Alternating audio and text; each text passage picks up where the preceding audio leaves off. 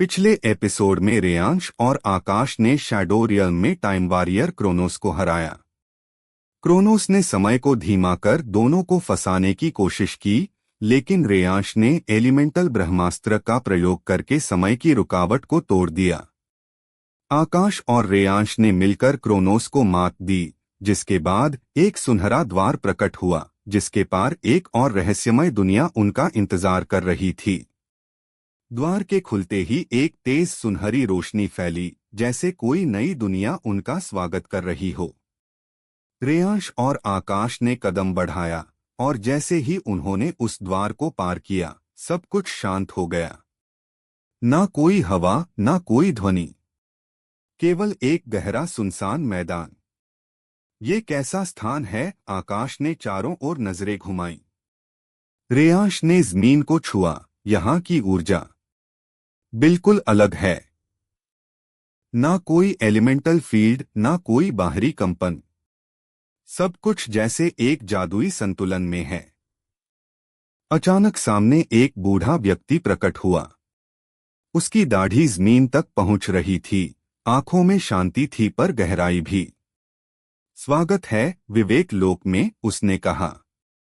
मैं ऋषि वेदार्थ हूं, इस लोक का संरक्षक। यहाँ शक्ति से ज्यादा जरूरी है सोचने की क्षमता और अपने अंदर झांकने का साहस। रेयांश थोड़ा असमंजस में था। हम तो योद्धा हैं, सोचने वाले साधु नहीं। वेदार्थ मुस्कुराए, इसीलिए तुम्हारा आना जरूरी था। क्योंकि जो सिर्फ शक्ति पर निर्भर होते हैं, वे अंत में अपने ही भीतर खो जाते हैं। तुम्हारा अगला परीक्षण बाहर से नहीं, भीतर से होगा। अचानक दोनों के सामने एक रहस्यमय दर्पण प्रकट हुआ, जिसमें उनका प्रतिबिंब नहीं, बल्कि उनकी सबसे बड़ी कमजोरी दिखाई दी। आकाश को अपने ही पिता की छवि दिखी, जो उस पर विश्वास नहीं करते थे। तुम कभी किसी काबिल नहीं बन सकोगे, वह छवि कह रही थी। वहीं रेयांश ने अपनी मां को देखा, बीमार अवस्था में, उसे छोड़ते हुए। क्या तुमने सच में अपने कर्तव्य से मुंह मोड़ दिया था? वह स्वर उसके मन को चीरता चला गया। दोनों चुप हो गए, पर यह चुप्पी डर की नहीं, आत्मचिंतन की थी। वेदार्थ बोले, जब तक तुम अपनी सबसे बड़ी कमजोरी को स्वीकार नहीं करते, तुम शक्ति का संतुलन नहीं पा सकते। आकाश ने आंखें बंद कीं और गहरी सांस ली। पापा का विश्वास ना होना मेरी हार नहीं है, बल्कि मेरी आग है। मैं उन्हें गलत साबित करूंगा, प्यार से और अपने कर्मों से। और जैसे ही उसने यह स्वीकार किया, दर्पण में दिख रही छवि बिखर गई। रेयांश ने भी सिर झुकाया। मां, मैं आपको नहीं बचा सका, पर अब मैं अपनी शक्ति किसी को खोने के डर में नहीं, बल्कि सबको बचाने की उम्मीद में इस्तेमाल करूंगा। उसकी आंखों से एक आंसू गिरा और उसके दर्पण की छवि भी गायब हो गई। वेदार्थ ने दोनों की ओर देखा। अब तुम दोनों में विवेक जाग चुका है। अब अगली शक्ति तुम्हारे लिए खुल सकती है, इंट्यूटिव एलिमेंटल सेंस। जैसे ही उन्होंने यह शब्द सुना, रेयांश और आकाश के चारों ओर एक रहस्यमय ऊर्जा घिरी और धीरे धीरे उनके शरीर के अंदर समा गई। रेयांश के माथे पर एक तीसरी आंख जैसी चमकने लगी, जो भावनाओं और ऊर्जा की थरथराहट को महसूस कर सकती थी। आकाश की हथेलियों में नक्षत्रों के चिन्ह उभर आए, जो उसे आने वाले खतरों का पूर्वाभास दे सकते थे। अब तुम सिर्फ शक्ति से नहीं, आत्मा से भी लड़ सकोगे, वेदार्थ बोले। लेकिन तभी जमीन कांपने लगी और दूर एक पर्वत दरकने लगा।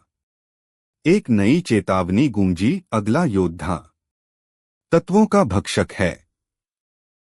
रेयांश की सांसें तेज थीं, लेकिन उसकी आंखों में एक अलग ही चमक थी। स्पार्क ने उसकी कंधे पर पंजा रखा, मानो उसे भरोसा दिला रहा हो कि वो अकेला नहीं है।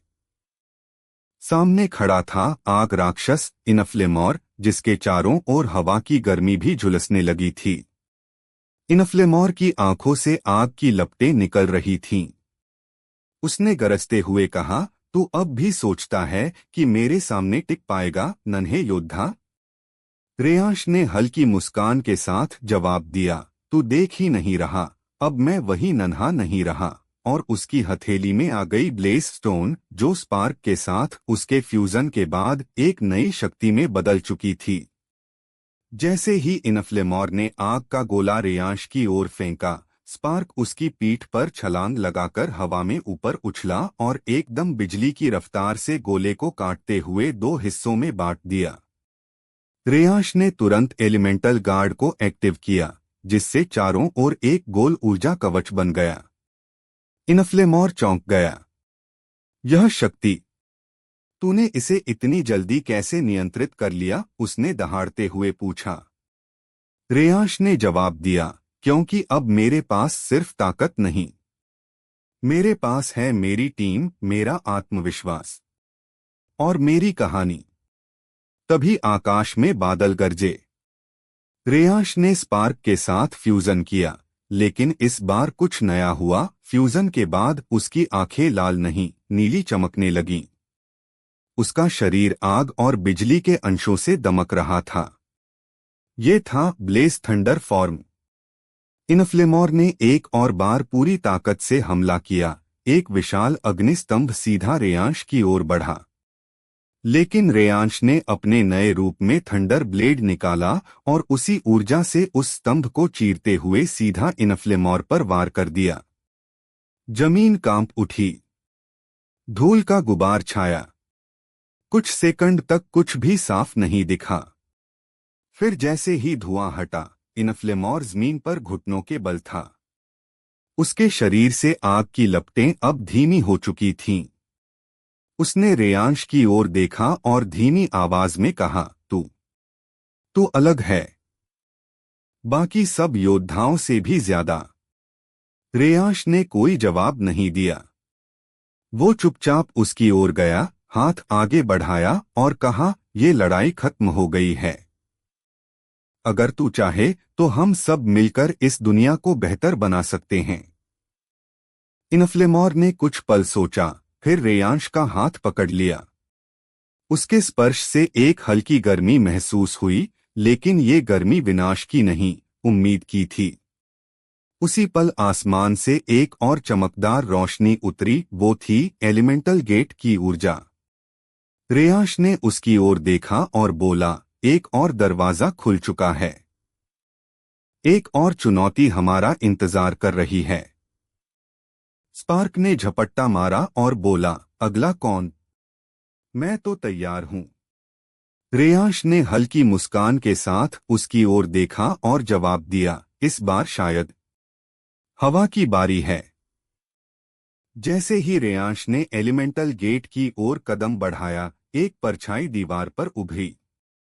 किसी ने दूर खड़े होकर ये पूरी लड़ाई देखी थी। उसकी आंखों में एक अजीब चमक थी। तो ये है अगला वॉरियर? खेल अब शुरू होता है।